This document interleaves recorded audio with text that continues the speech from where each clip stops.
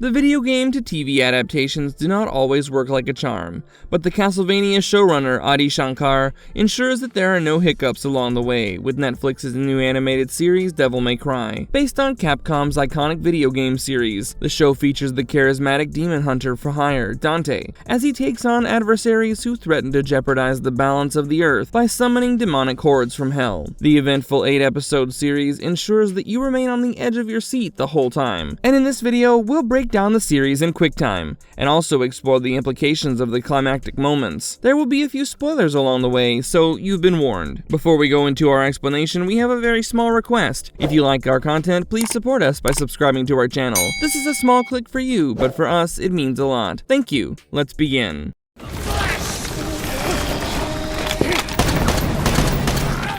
How does the first episode, Inferno, set the tone for the entire series? The opening episode of Devil May Cry, called Inferno, is not a particularly interesting start to the series, but it does get the job done when it comes to grabbing the attention of the viewers. It introduces the two worlds for those who are not familiar with the video game, and the good thing about the pilot is that it doesn't try to info dump too much all at once. The narrative starts off with a heist at the Vatican Museum, which is interrupted by a humanoid rabbit, and the thieves find out that they've been hired by the White Rabbit. He goes on to become the overarching antagonist of the series, although whether or not he's really evil is a debate that we'll settle later in the video. He grabs a sword called the Force Edge, and this is apparently the most powerful weapon of hell. The thieves he hired in order to break into the facility are taken down by him, and his hate for humans is pretty evident in the opening act. When the guards of the Vatican turn up, he reveals that the Age of Demon is upon them now, and the museum is up in flames as the guards are killed. The episode introduces us to the primary character, Dante, a seasoned demon hunter who's always up for work at the right price. However, he does have his quirks, which are revealed gradually across the series. He does come across a mother-daughter duo on the streets and saves them from the attack of vicious clawed monsters. Dante kills them all, but he's left confused when the daughter turns into a monster momentarily before turning back into her human form. Meanwhile,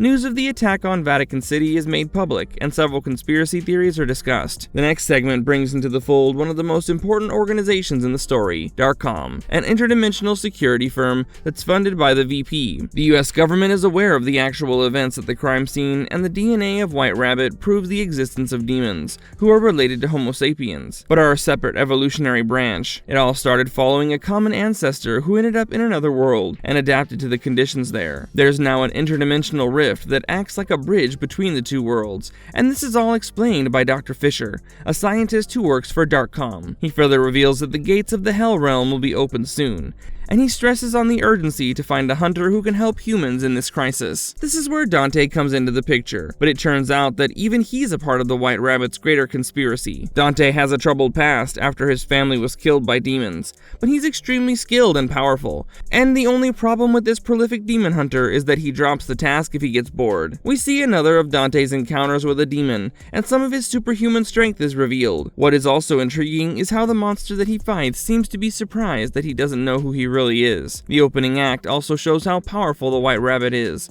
when he makes quick work of the forces sent to take him down. Enzo Farino, a low-level criminal, reveals that the powerful demons cannot cross over into the human world directly, but they can possess humans and demons on Earth. He also tells Darkcom about Sparta, the ancient demon who sided with the humans and betrayed the Demon King. He created the wall between the two worlds in order to protect humanity, and the sword and amulet he used to do so was broken into two parts. If they're combined, the wall would break, and the demon realm would invade the human world. One piece of the amulet is already with the White Rabbit, and the other is with Dante, which means a showdown between them is inevitable. How do Lady and Dante start working together for the common good? It's only in the second episode that Lady is introduced in the scheme of things. Her first appearance is marked by an encounter with a demon, and she effortlessly takes it down. She's then given a mission, and soon, she's about to cross paths with Dante. Her first task is to hire the carefree demon hunter, and she does so by winning a bet against him after he refuses to be hired initially. She tasks him with hunting down speed demons, who are basically a group of bikers. The episode is rather simple, and it continues like this for a few more until things take a very serious turn, and the show becomes exceptional from just entertainment. Is the White Rabbit a product of ignorance and prejudice? Why is the 6th episode of Devil May Cry so important? The first few episodes of Devil May Cry are undeniably entertaining, but the real change comes in the 6th episode, titled The First Circle, that takes a serious turn with a couple of backstories of the two main characters. It brings about a major revelation, and the narrative is cleverly used to elucidate on something that's extremely relevant in today's world: the importance of embracing each other's differences. It shows that Devil May Cry is essentially a story of fitting in and seeking a better life, even for the demons. A majority of the demonic entities that we've encountered in the show are the ones who seek to harm humans and the human world, but there are many others who simply seek peace. They want a quiet and happy life with their families, but unfortunately, these demons are the ones who are killed and enslaved. They find themselves suffering from the conflict between the powerful warlords, and the demon realm turns out to be extremely inhospitable for them. The families of these peaceful demons struggle for survival, and the White Rabbit realizes certain things when he arrives in the demon realm in this episode. The terrifying reality dawns on him, and he understands the struggles of the demons firsthand, which makes him further motivated to help them escape from this realm. This is what prompts him to come up with a device that's capable of opening the rift between the demon realm and the human realm. Slowly, demons are brought into the US, and these refugee demons are at least able to live a life of peace and harmony. Of course, there are other concerns for them, such as the humans never accepting them as their own, because of the fear and prejudice that they have in their mind. We don't have to tell you how the whole demon refugee storyline resonates with the modern world, where the debate around immigration has become a major talking point. This episode is extremely effective in driving home the point, and the minimal dialogues and focus on the visuals surely helps. It makes you understand why talking about a problem might not always be enough, and one needs to perceive the problem from the perspective of those who are suffering. Also, it makes you view the so-called villains differently, because the narrative elaborates on how nobody is born evil, and simply develop a different view based on their experiences. The backstory of Lady and White Rabbit reveal a lot more about the apparent animosity between the humans and demons, and from this episode onward, it becomes a much better show, setting up a season finale worth savoring. As for Lady, she's never a bad person to begin with, but the impact of her personal trauma is not going anywhere. Her own experiences have created the intolerance that she has in her mind, and she hasn't even learned to question it. As the 6th episode dives into the deeper psyche of Lady and White Rabbit, we as the viewers are given a better understanding of both their perspectives and actions. What further helps in the storytelling is how Lady and White Rabbit's backstories have a different animation style that suggests their differing perspectives on the world around them. Lady had her personal tragedies that turned her life upside down, and White Rabbit has more of a shocking and frightening experience when he finds himself in a realm that he's not familiar with. He grew up in the demon realm, and this shaped his adulthood and his views. He understands the trouble that the demons have to endure, and because of his experience, he wants to help them travel into the human realm so that they can avoid the suffering of their homeworld. On the contrary, Lady's life has been twisted by the demons, which makes her determined to get rid of them, and she sees nothing wrong with her radical thoughts as a soldier of Darkcom. As for the White Rabbit, watching his friends suffer at the hands of Darkcom has fueled his vengeful nature, and he's observed the horrifying atrocities that the humans are capable of when he watched his friends die. For him, the answer to such atrocities is committing even greater atrocities, and this is the reason behind the anger that he feels. Little did he realize that he was becoming the thing that he hated the most. The biggest lesson from the show is that the term demon can be rather subjective, and what the humans view as a threat are simply demons who love their own families just like humans. While the two kinds are locked in conflict because of greater conspiracies at work, they probably wouldn't have been sworn enemies if they could understand each other's plight. The differing perspectives of the 6th episode gives the best possible understanding for the viewers in this regard.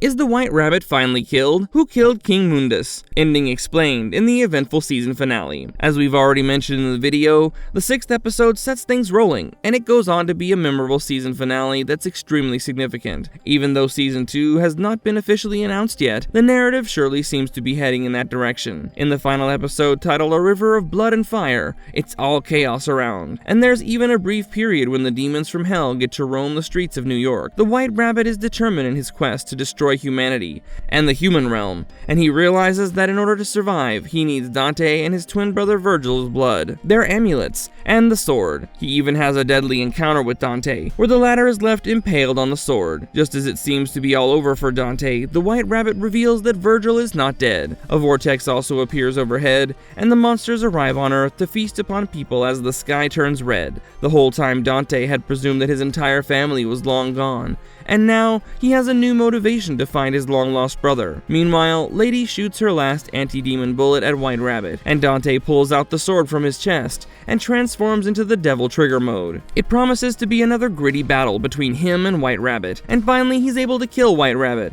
and he separates the sword from the amulet that shuts the vortex that allowed the demons to arrive on Earth. When this vortex is closed, the demons are forced to go back where they came from, and this is when there's another climactic twist that is extremely significant. Lady, whose prejudices against demons are well known at this point, suddenly injects Dante with a serum and explains that he is too dangerous to have in this world. We also get to see the real face of Baines, the vice president, who intends to use the device that White Rabbit was using all along to detect the rifts between Earth and Hell. He promises to create the kingdom of heaven on Earth, and his enthusiasm to disrupt the balance between the worlds proves that Lady had misjudged him all along, and he's far from a benevolent leader. She did, however, learn to not trust him completely in the end, and did not disclose the location of the amulet. Dante, on the other hand, is shown to be cryogenically frozen, so that he cannot escape from his Darkcom cell by any means. His sword and amulet have been taken away, and they're stored safely in different containers. Meanwhile, the president comes before the public and tells them that hell is real, and everything seems to suggest that the humans have won the war, and the demons are all set to be oppressed for the times to come. Just when you think that the episode is done for, we get to witness yet another twist in the tale. The Ouroboros detention facility is a place where several of the surviving demon refugees are held captive. The Darkcom soldiers use the place as a mining facility and run the security, but their duty is interrupted by the arrival of a mysterious figure. He slashes and kills the soldiers in the wink of an eye, and it turns out to be none other than Dante's twin brother Virgil in his demonic avatar. He frees all the captive demons and tells them that King Mundus has granted them their freedom. Virgil transforms back into his human form, and he turns out to be exactly like Dante. We're yet to know if Virgil knows that Dante is alive, and what he'll do when he finds out that Dante is held up in cryogenic sleep is also quite interesting. It remains a mystery what he intends to do next, and it's also not clear why he would side with the person who killed his family. We'd also love to know how and where he survived for all these years, and there's a chance that he was in the demon realm all along. The overarching antagonist of the video game series, King Mundus probably has a major role to play in case the show goes ahead with a second season, which seems extremely likely at this point. What is Operation Inferno, and how does it reveal the evil side of Darkcom? We've said earlier in the video that the story is essentially about peaceful coexistence, a quality that both human and demons lack, resulting in the long-drawn conflict. However, when victory is in sight for Baines and Darkcom, we see the real dark side of this organization. After securing the fate of humanity, Baines launches Operation Inferno, where jets are scrambled and missiles are launched into the Hell Realm. Thousands of innocent demons who want nothing to do with violence are slaughtered, and the carnage is supposed to be the final verdict on the human-demon war, which of course it isn't, given how the final moments of the show shape up. However, on a broader spectrum, Operation Inferno is a great reminder of intolerance and the level of violence that humans are capable of when given the chance. The opportunistic Darkcom is only a medium in this case, but they portray the general animalistic tendency in humans. Why is Virgil working with King Mundus? When Virgil frees the demon captives from the Darkcom, he says, "It was Mundus who freed me from my own bondage," and he also hails him as King Mundus, and asks those freed to show him their gratitude. In fact, as the series ends, Virgil gives us a stern reminder that the humans are not aware of the storm that they're about to ride into, signifying that he is the storm. Those who are not familiar with King Mundus from the video games should know at this point that King Mundus is regarded as the Prince of Darkness, and he's the overarching antagonist of the franchise. When Dante's father Sparta rebelled against him and managed to lock him away, it brought respite for the human world momentarily, but from the looks of it, King Mundus is out again, and we can only imagine the magnitude of his vengeance this time around. What has left many baffled, however, is why Virgil would support someone who killed his entire family. And if he does, what does it mean for the equation between him and his twin brother Dante? For those who remember, Mundus is the one who killed Dante's mother Eva, and for much of his life, Dante thought that his brother Virgil was dead as well.